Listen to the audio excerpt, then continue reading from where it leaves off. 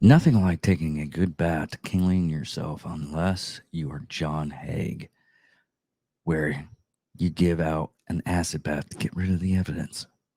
Today, we're going to talk about John Haigh.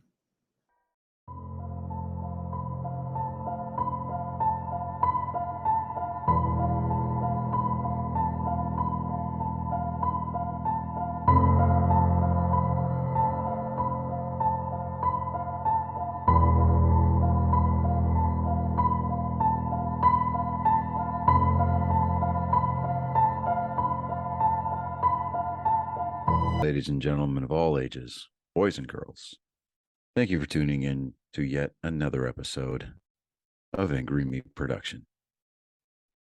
We appreciate you coming in and letting us be a part of your lives week in and week out.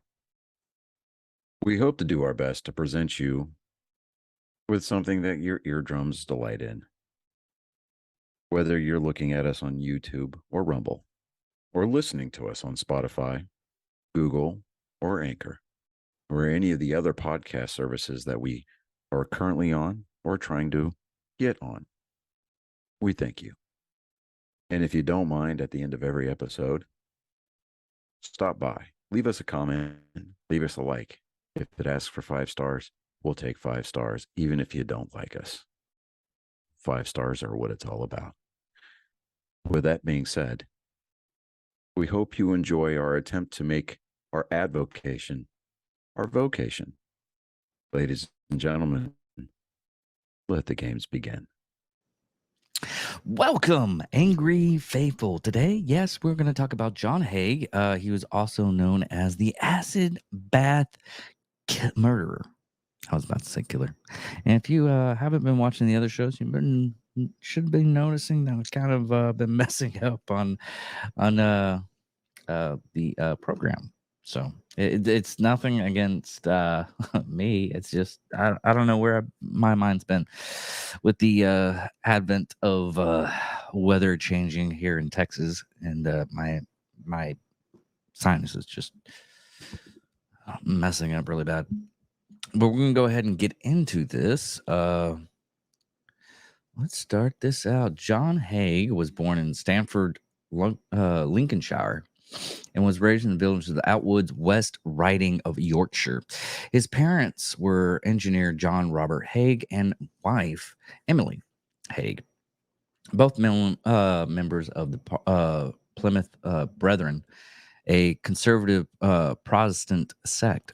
Haigh later claimed that he suffered from recurring religious nightmares in his childhood. He developed great proficiency at the piano, which he learned at home. He was fond with classical music and often attended concerts. Haigh won a scholarship to Queen Elizabeth Grammar School in Wakefield, then to Wakefield Cathedral, where he became a choir boy. After school, he was apparents to a firm of motor engineers.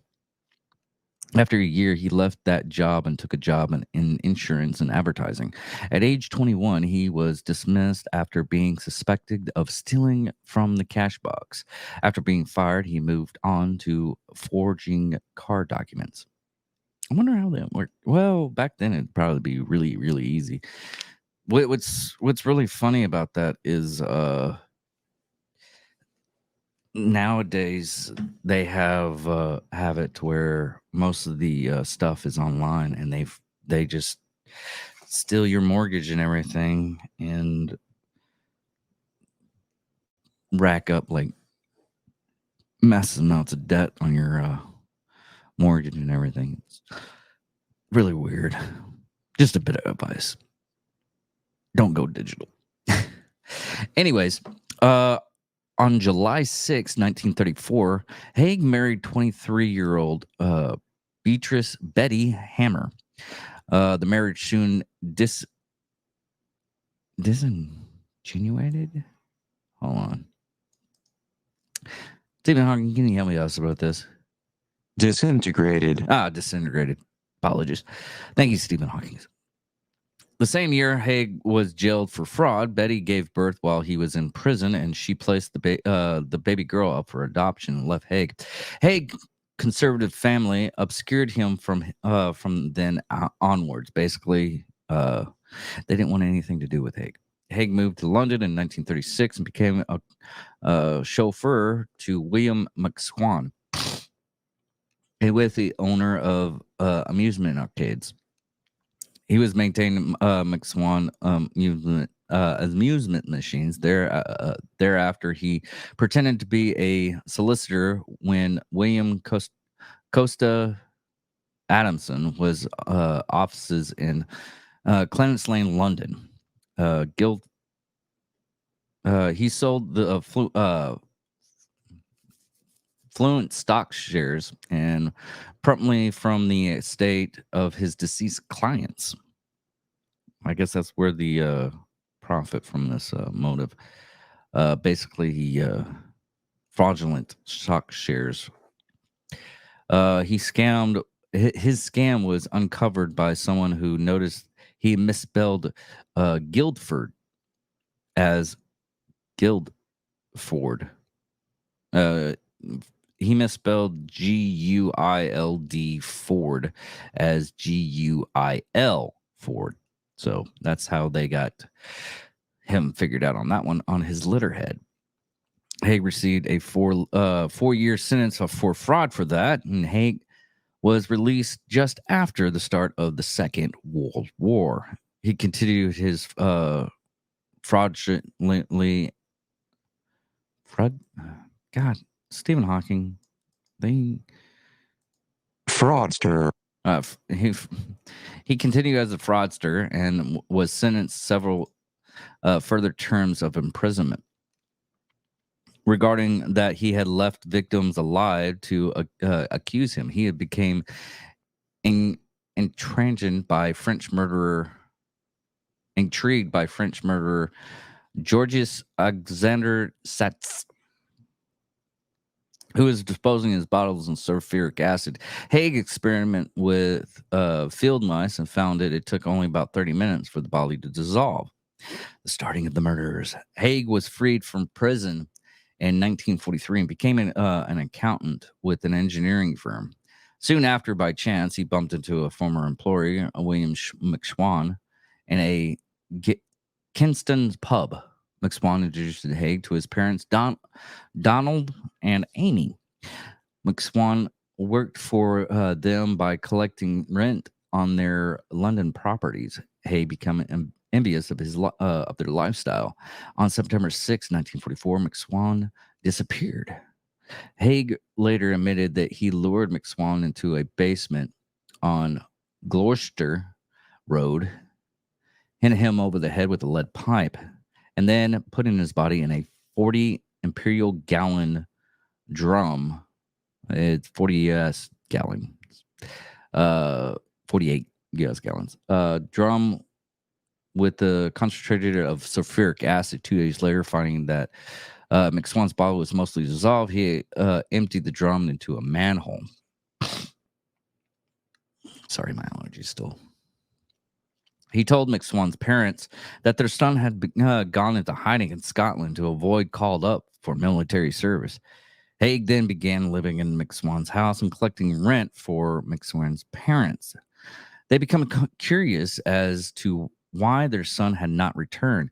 As the world came to an end on July 2nd, 1945, he lured them into the Gloucester Road by telling them their son has back from Scotland for a surprise visit. There he killed them with a blow to the head and disposed of them. Haigh then stole McSwan's pension checks and sold his parents' properties for around about 8,000 pounds. Let me see how much pounds that is. Sorry. I'm just curious. 1945 to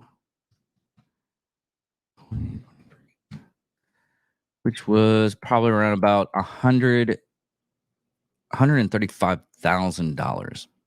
or a pound? Okay. That's curious. And moved into Onslow Court Hotel in Kingston. Haigh was a gambler, and by 1947, he was running short of money. To resolve his finance troubles, he found another couple to kill and rob.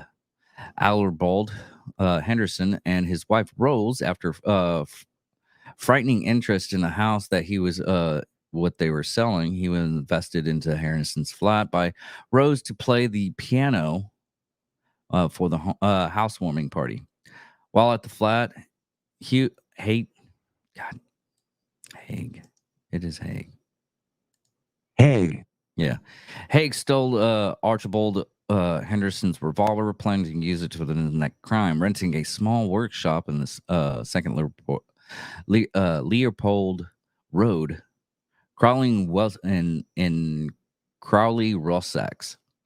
He moved acid and drums there from Gloucester Road. He was also known to have stayed at Crawley's hotel, the George, on several occasions.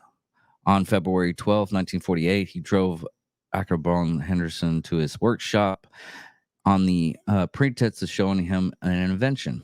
While they arrived, Haigh shot Henderson in the head with his stolen revolver, and Haigh then lured Rose Henderson to the workshop, claiming that her husband had fallen ill, and he shot her as well. After disposing the Henderson's bodies in oil drums with acid, he forged a letter with the signatures and sold all their possessions for £8,000 again, expecting except for their car and the dog, which he kept. The last victim in capture, Haigh, next and last victim, Oliver Duran Deacon, 69, the wealthy wielder of a solicitor, John Duran Deacon, and fellow residents at the Oslo courthouse. Haigh, by then, had been calling himself an engineer, and Olive mentioned an idea to him that she had for artificial fingernails. He invited her to the Leopold Road workshop on February 18th, 1949, and once inside, he shot her in the back of the neck with a 38 caliber Willoughby revolver that he had stolen for the Hendersons, stripped of her valuables, including the Persian lamb coat. Persian lamb coat. I wonder what that looks like. Oh, it's just a lamb. Okay. Persian lamb. Anyways, put her into the acid bath. 2 days later, Dinkin's friend Constance reported her missing. Detectives soon discovered Hugh's record of theft and fraud and searched the workshop. Police found Haigh's attaché case containing a dry cleaner receipt for Olive Duran Dinkin's coat, and also papers referring to Henderson's and McSwan's. The workshop in Sussex, rated by Haigh's, did not contain a floor drain, unlike the workshop that he had rented from Gloucester Road in London. He therefore disposed of the drains by pouring it in the container into a rubble pile in the back of the property. Investigators in the area, by pathologist Keith Simpson, revealed 28 pounds or 13 kilograms of human body fat, part of a human foot, and human gallstones, and part of dentures, which were later identified as Olive Deacon's dentist during the trial. Haigh asked Detective Inspector Albert Webb during the questioning, "Tell me frankly, what are the chances of anybody being released from Bournemore, a high security psychological hospital?" And in fact said that he could not discuss this sort of thing. And Haigh replied, "Well, if I was told you the truth, you would not believe me, and it sounds too fascinating to believe." He then confessed that he killed Deacon and the McSwans and the Hendersons, as well as 3 other people, a young man called Max, a girl from Eastbourne, and a woman, Hammersmith. These claims could not be sustained. The trial and execution. Hugh's trial was held in Lowes, Essex. Evidence from the trial is now in the Crime Museum in New Scotland Yard.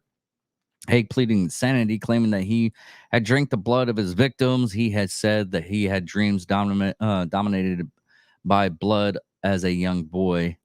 He was involved in a car accident in March 1944. Okay. He dreamed of returning his dreams returning to him. I saw before me a forest of crucifix, which gradually turned into trees. At first, there appeared to be dew or rain, sorry, dripping from the branches. But as I approached, I realized it was blood. A whole forest began to wither, and trees dark and etched into oozing blood. A man went from each tree catching the blood. When the cup was full, he approached me. Drink, he said, but I was unable to move. The Attorney General, Sir Henry Shawcross, CK, later Lord Shawcross, led for the prosecution, urged the jury to reject Hugh's defense of the insanity because he had acted on malignant afterthought.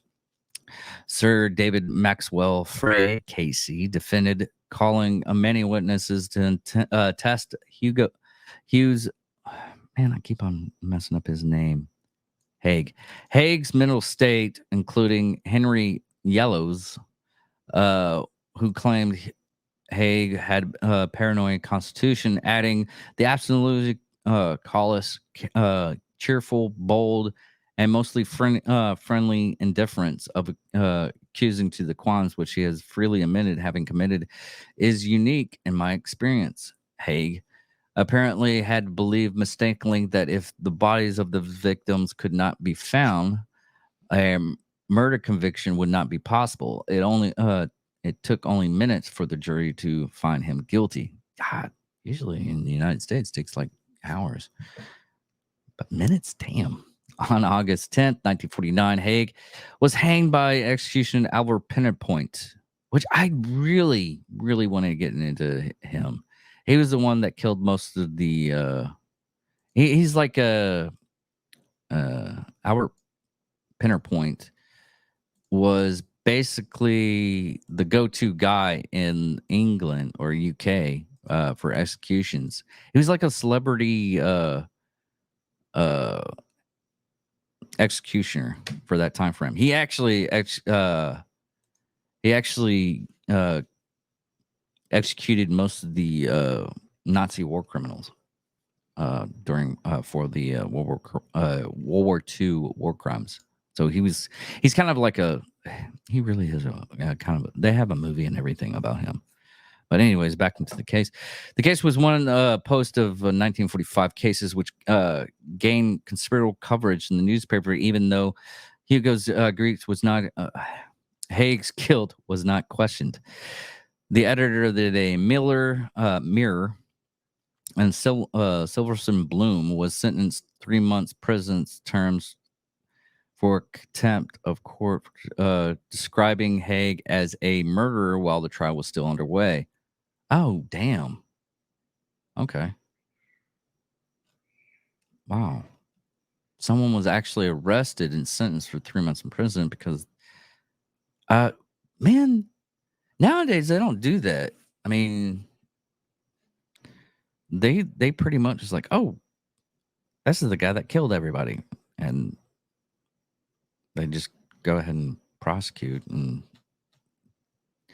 what was it, the tribal society thing nowadays? Well, I guess that is it on this episode. Let me see if I can find anything else on this case. But yes, this is about it. But he basically murdered 6 people for money.